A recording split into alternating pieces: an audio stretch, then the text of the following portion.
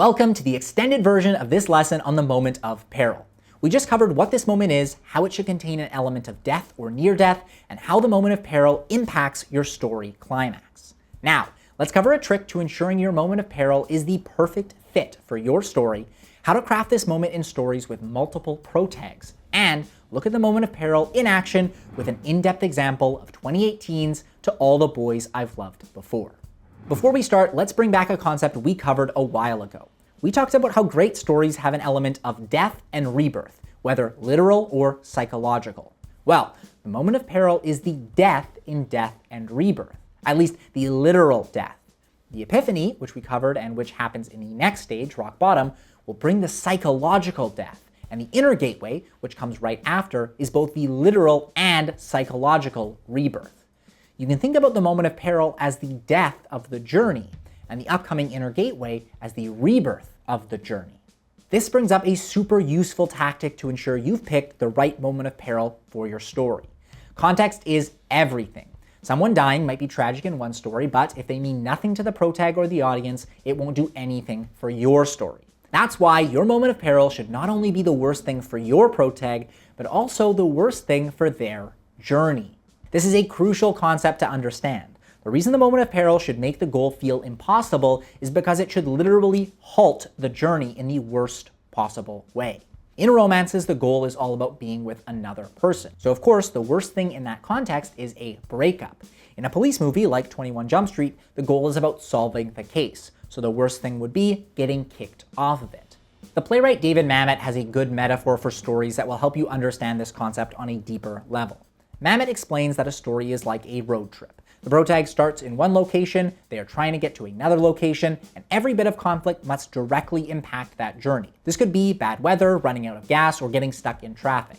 So if you picture your journey in the same way, with the protag starting at one end of a line and putting their goal at the other, you need to make sure every conflict you introduce goes on that line, or is directly between the protag and their goal. The moment of peril must then be the worst of all of these things. So, in the driving metaphor, that might be a car crash that leaves the protag unable to drive and destroys the car. Finding the perfect moment of peril for your story is all about finding the worst thing that could happen to the journey. If the goal is winning a competition, disqualify your protag. If the goal is to stop Hans Gruber from blowing up an office building, then give him back his detonators in the moment of peril. This makes sure that the context is correct, so the catastrophe will feel as impactful as possible.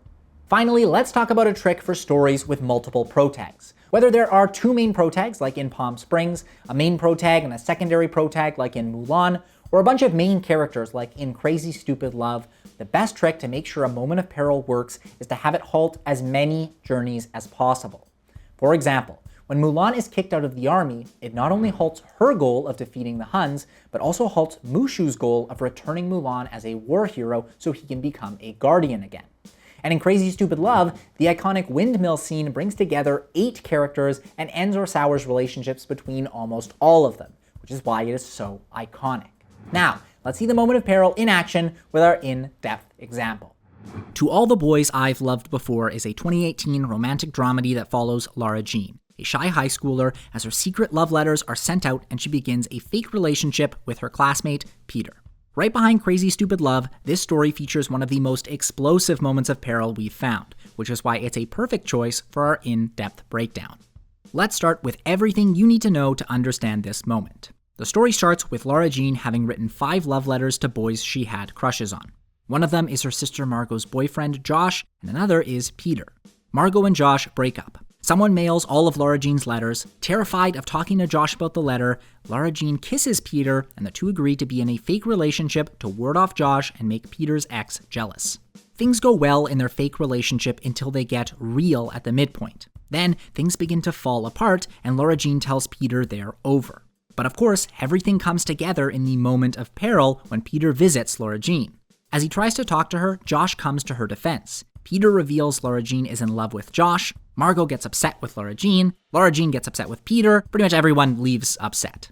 So why does this moment work so well? The purpose of the moment of peril is to push the protag to their lowest point. Sometimes one thing happens at a time in the downhill fall, like our example of Bridesmaids, until the worst thing caps everything off as the moment of peril.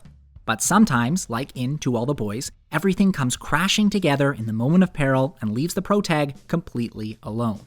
Here, Lara Jean not only pushes Peter away, but also sours her relationship with her sister Margot when it's revealed Lara Jean had a crush on Josh. On top of that, this moment delivers huge tension between Lara Jean and Peter, Peter and Josh, Lara Jean and Josh, Margot and Josh, and Margot and Lara Jean. We also finally set off the powder keg that has been slowly burning since the catalyst. What if Margot finds out about Lara Jean's crush on Josh?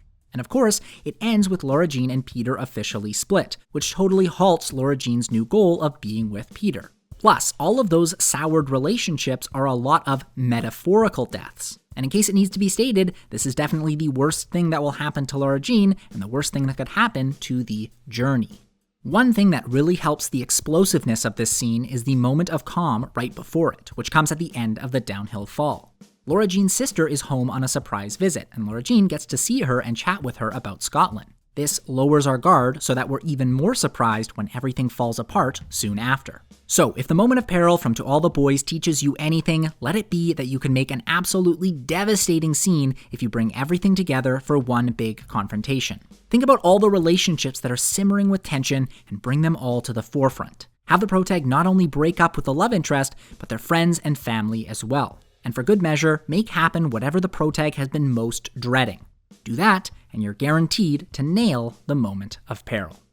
You should now have a good grasp on what the moment of peril is, how to make it fit perfectly with your story, and what to do if you have multiple protags. And in the next lesson, we're watching the protag land at their lowest point, which is a place we call rock bottom.